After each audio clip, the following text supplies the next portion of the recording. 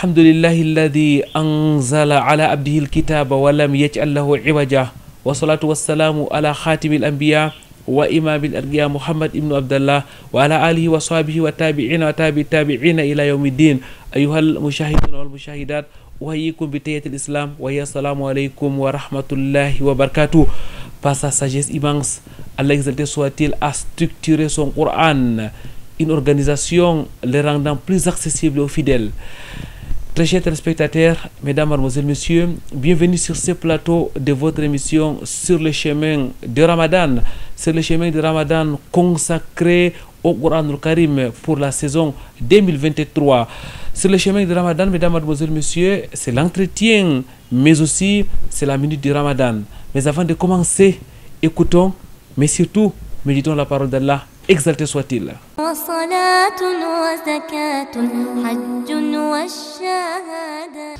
أعوذ بالله من الشيطان الرجيم. بسم الله الرحمن الرحيم. يا أيها الذين آمنوا كتب عليكم الصيام كما كتب على الذين من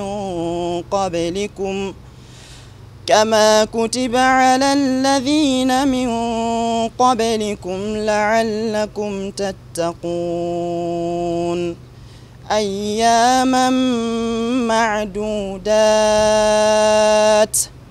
فمن كان منكم مريضا أو على سفر فعدة من أيام أخر، وعلى الذين يطيقونه فدية طعام مسكين، فمن تطوع خيرا فهو خير له، وأن تصوموا خير لكم إن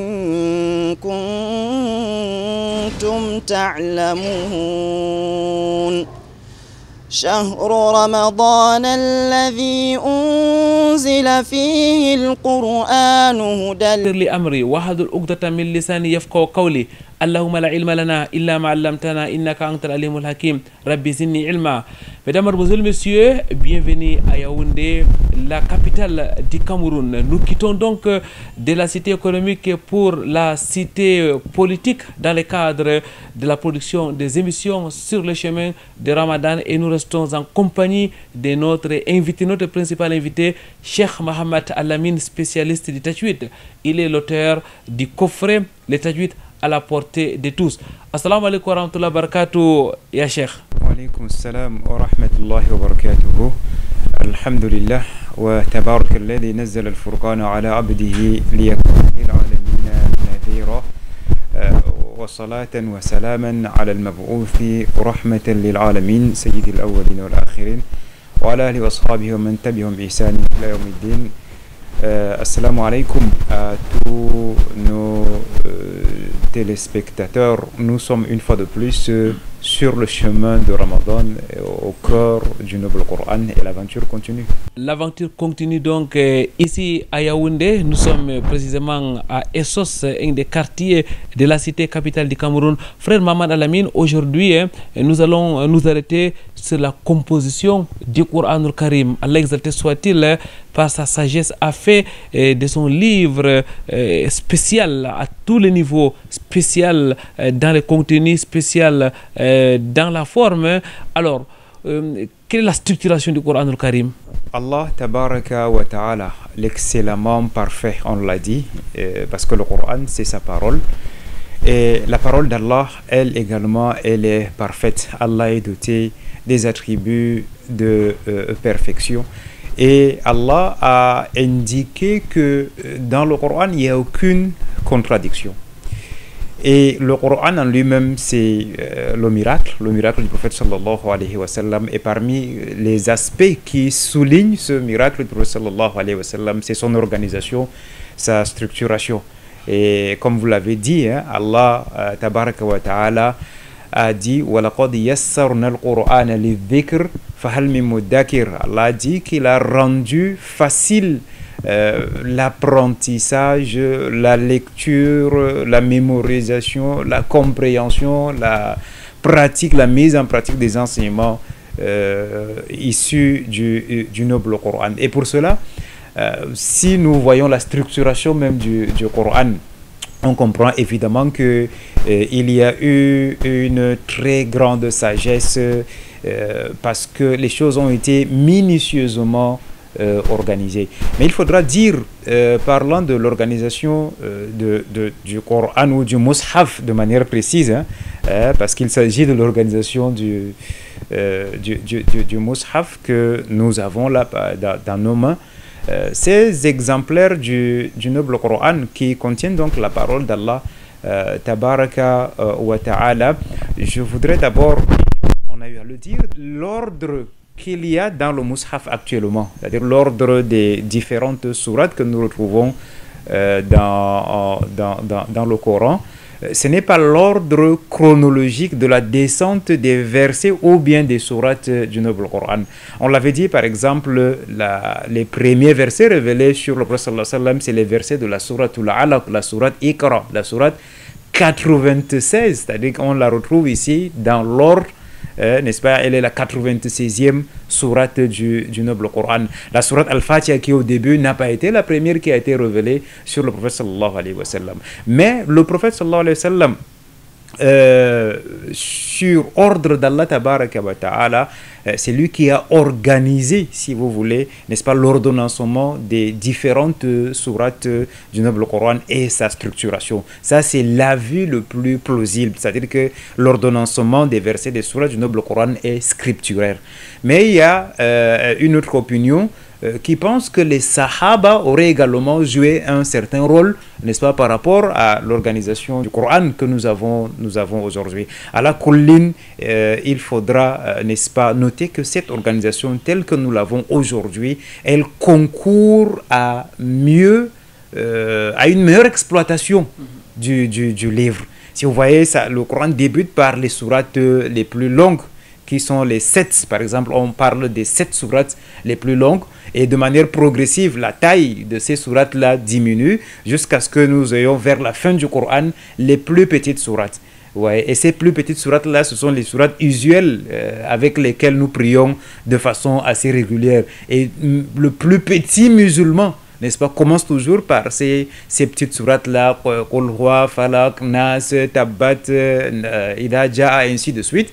Et vous voyez donc, avec ça, on peut bien organiser son culte, etc. Et donc, cette organisation de ce noble Coran-là permet, n'est-ce pas, de répondre à beaucoup de préoccupations. Et elle a donc un intérêt assez évident, assez manifeste. Frère Mohamed Al-Amin, vous avez à maintes reprises parlé des sourates dans la structuration du Coran al-Karim. Que comprendre par sourate? Les termes arabes qui ont indiqué initialement, c'est leur étymologie, c'était comment on appelait ça, les murailles qu'il y avait autour des villes. Vous avez nos villes antiques là, c'était chez nous, mais au village même actuellement, il y a toujours les vestiges de ces murs là qui entouraient les différents villages là. Donc soura, c'est cela. Mais maintenant, quand on parle de soura en matière de noble Coran, ce sont donc ces chapitres qui sont organisés en plusieurs versets, n'est-ce pas, autour d'un ou bien de plusieurs thèmes. Et de manière générale, pour comprendre l'organisation, la structuration du noble Coran, c'est qu'il faut se dire qu'il y a, commençons par ce que les gens connaissent plus. On dit que le Coran a 60 hizb. 60 hizb, ce sont des sections du Coran, n'est-ce pas, des sections du Coran. Donc ce Coran-là est organisé autour de ces 60 hizb-là. Maintenant, il y a ce qu'on appelle le juz'u. Juz'u, en réalité, c'est 2 hizb qui font un juz'u. 2 hizb qui font un juz'u. Maintenant, au sein d'un hizb, on a des sous-sections.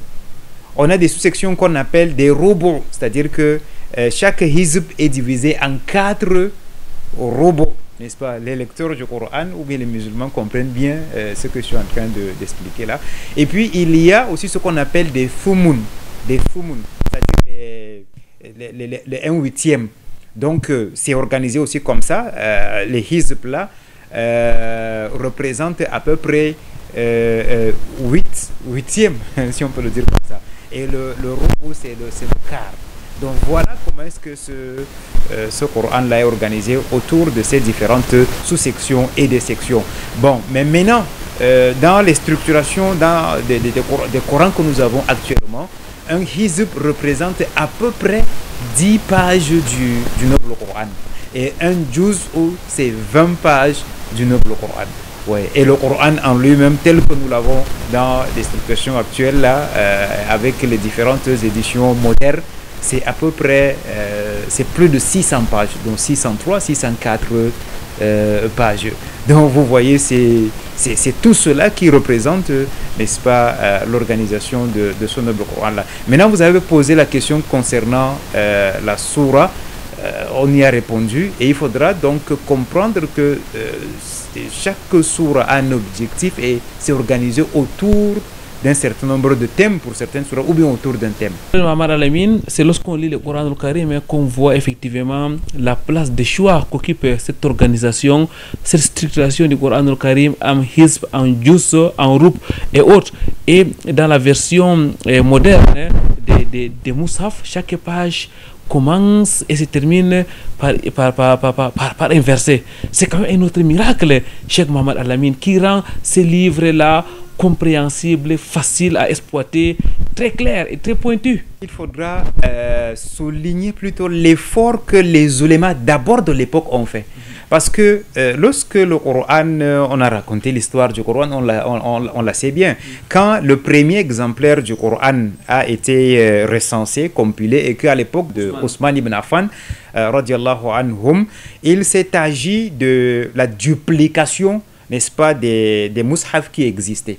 Et donc, quand on a dupliqué ces mushaf-là, à cette période-là, il faut souligner que les Corans n'avaient pas les signes, comment on les appelle, les déclinaisons, la fatha, la kasra qu'il y avait, ou bien même les différents points qui marquent certaines lettres, la lettre ya, la lettre ta, la lettre tha, n'est-ce pas? C'est les différents points qui nous permettent à nous autres de distinguer ces lettres-là. Mais à l'époque, il n'y avait pas tout ça. Il y a donc ces premiers ulémas-là qui ont fait quand même ce travail assez laborieux, n'est-ce pas, pour aider ceux qui n'étaient pas des Arabes à mieux lire ce livre-là, parce que cette parole-là n'était pas destinée aux Arabes, mais à l'humanité tout entière. Et alors, c'est dans ces efforts-là que même les ulémas contemporains, n'est-ce pas, ont fait l'effort avec le développement de la technologie pour que qu'on ait, par exemple, dans le Mus'haf, lorsque vous l'ouvrez,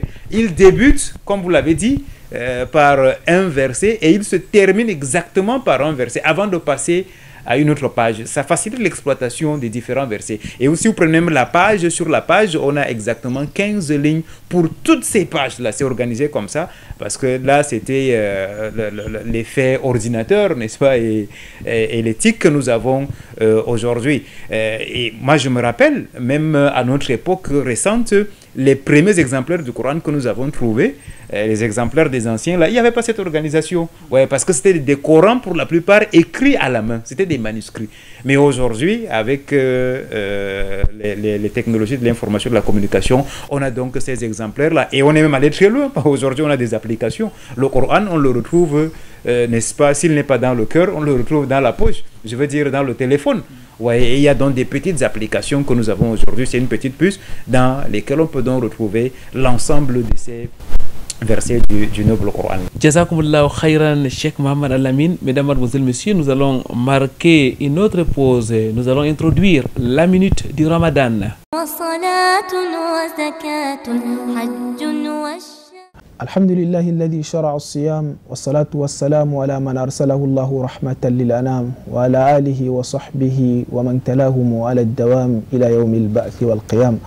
Après quoi, chers frères, chers sœurs en islam, recevez le salut fraternel et cordial de l'islam. J'allais dire assalamu alaikum wa rahmatullahi wa barakatuh. Pour cet épisode de la minute du Ramadan, nous allons poursuivre cette fois-ci la réflexion sur les actes surrogatoires du jeûne.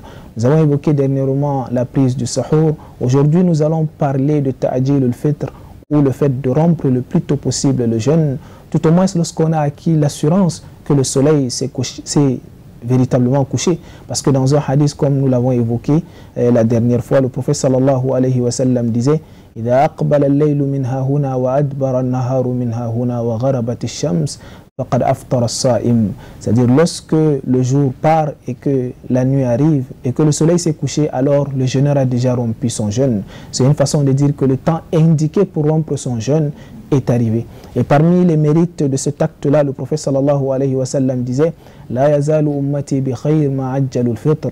C'est-à-dire ma communauté ne cessera d'être dans le bien aussi longtemps qu'ils vont rompre le jeûne le plus tôt possible.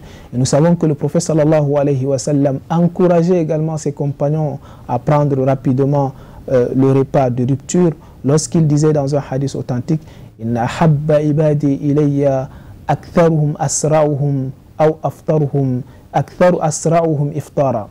Le prophète sallallahu alayhi wa sallam disait donc que dans ce hadith qudsi, c'est-à-dire le serviteur d'Allah le plus aimé auprès d'Allah sont ceux-là qui rompent le jeûne le plus tôt possible.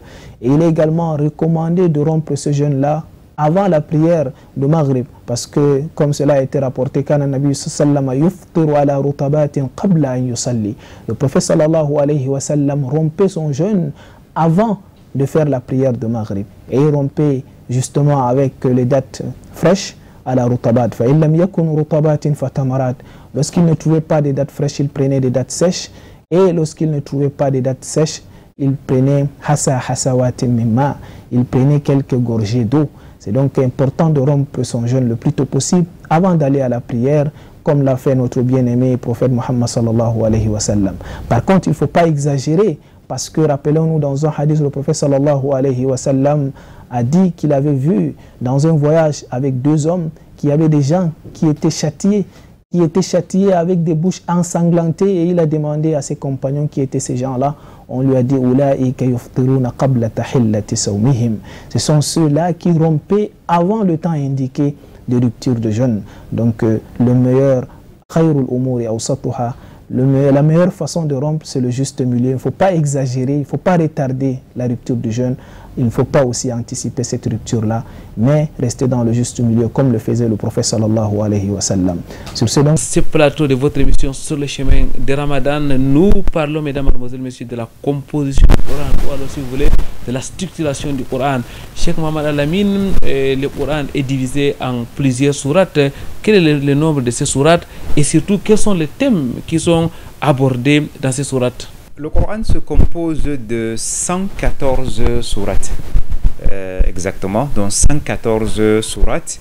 Et on a dit, la sourate, c'est la somme de plusieurs versets. Alors la plus petite sourate a 3 versets, et la plus, c'est la sourate la sourate al-Kawthar, n'est-ce pas? Elle a 3 versets. Et puis, bon, il y a la sourate al-Asr, par exemple, qui a 3 versets, mais dans certaines riwayas, par exemple, vous allez trouver que la sourate al-Asr, c'est 4 versets, etc. Et la plus grande sourate du noble Coran, en termes de versets, c'est la sourate al-Baqarah, n'est-ce pas? La sourate al-Baqarah, qui a 286 versets. Et donc, l'ensemble des versets du noble Coran, c'est plus de 6200 versets pour plus de 300 000 lettres. Vous voyez un peu. Donc, lorsque le prophète sallallahu alayhi wa sallam dit que c'est lui qui lit une lettre du livre d'Allah a 10 récompenses, n'est-ce pas? Si vous prenez 300 000 et vous faites x 10 le minimum, parce que Wallahu da'ifu liman yasha, Allah peut encore, par son extrême générosité, donner encore plus de récompenses que cela. On a déjà une idée de ce que ça représente. Bien, maintenant, ces sourates elles-mêmes, le prophète sallallahu alayhi wa sallam, beaucoup de hadiths et ainsi de suite, ont montré un peu la valeur de certaines sourates sur d'autres, n'est-ce pas, ou bien le poids que certaines sourates ont, etc. La sourate al-Fatiha, al-Qur'an, on me dit que c'est la sourate la plus importante du noble Qur'an. Ces sourates-là peuvent porter un nom ou bien plusieurs noms. Par exemple, la sourate al-Fatiha, on l'appelle en même temps al-Qur'an, al-Kitab, la guérisseuse, Sab'ul Mathani, etc. Elle a plusieurs noms. Et il y a d'autres sourates également. La sourate Banu Israël, ou bien la sourate Isra, n'est-ce pas, la sourate Daoud, ou bien la sourate Sad, c'est la même sourate. Donc ces sourates-là peuvent porter plusieurs noms. Et ces sourates peuvent avoir un seul thème ou bien plusieurs thèmes, n'est-ce pas? Si vous prenez le cas de la sourate Ikhlas, que tout le monde connaît, Qul huwallahu ahad, n'est-ce pas, elle est organisée autour du donc de la aqida, essentiellement de l'unicité d'Allah tabaraka wa ta'ala. Si vous prenez une sourate comme la sourate Baqara, la sourate Imran, etc., sont des sourates qui ont plusieurs autres thèmes, mais chaque sourate a quand même un thème central, central. Donc voilà comment est-ce que de manière ramassée on peut dire l'organisation qu'il y a autour des différentes sourates par rapport aux différents thèmes, par rapport à leur longueur, etc. Bon, maintenant il y a toute une autre sagesse, n'est-ce pas, qu'il y a derrière ça, parce que c'est Allah, Fa'al bima yurid, le faiseur ce qu'il veut, c'est sa parole, c'est lui qui l'a organisé comme cela. Au-delà des sagesses que nous pouvons comprendre, il y a beaucoup d'autres choses encore. Derrière cette composition, cette structuration, derrière les noms des sourates et autres, Cheikh Mohamed Al-Amin, on voit qu'il y a une véritable sagesse venant de la part d'Allah, exalté soit-il. Cheikh Mohamed Al-Amin, vous l'avez dit, une sourate peut aborder un ou plusieurs thèmes, mais de quel thème s'agit-il d'une manière générale?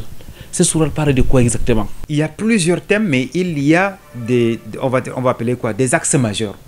Le premier axe, c'est celui de Al-Aqida, on l'a relevé, l'unicité d'Allah tabaraka wa ta'ala, de la foi. Et rappelez-vous, on l'a dit lorsqu'on parlait, n'est-ce pas, de la descente du Nouveau Coran. L'une des raisons qui explique que le Coran a été descendu en fragments sur le prophète sallallahu alayhi wa sallam sur une période étalée sur 23 années. Lorsqu'il a été interrogé par ses contemporains, Allah a donné la réponse en disant que kadhalika linuthabbita bihi fu'adak, n'est-ce pas? C'est pour qu'on raffermisse ton cœur, n'est-ce pas, et qu'on y sème la graine de la foi pour qu'elle y germe de façon progressive. Il y a donc cela. Donc, vous allez voir que l'essentiel des versets qui ont été descendus pendant la période mécoise, par exemple, les 13 premières années de la vie du prophète sallallahu alayhi wa sallam, alors ces versets-là sont organisés autour de l'aqida, autour de la foi, etc. Donc ça, c'est le thème, on va dire, central. Maintenant, il y a des thèmes concernant la vie des prophètes avant le prophète sallallahu alayhi wa sallam, donc des générations avant la génération de prophète sallallahu alayhi wa sallam. Donc il y a, et tout cela vient en réalité conforter ce premier élément-là, ce premier élément qui concerne la foi. Bon, maintenant il y a donc d'autres thèmes essentiels qui concernent l'organisation de la vie du musulman, et donc les pratiques, les thèmes sur les pratiques religieuses en islam, mais également la législation, etc. Parce que vous savez que le Coran a été descendu pour régir la vie des hommes de manière générale, et aucun des aspects n'a été épargné par cela. Ma faratna fil kitabi min shay, Inch'Allah, je pense qu'on aura l'occasion de revenir sur tout cela dans les détails. Barakallahu fik, Cheikh Mohamed Al-Amin, qu'Allah soit-il vous illumine encore plus. Mesdames, Mademoiselles, Messieurs, c'est tout pour cet autre numéro de votre émission Sur le chemin de Ramadan. Nous vous donnons rendez-vous demain, même heure, même chaîne.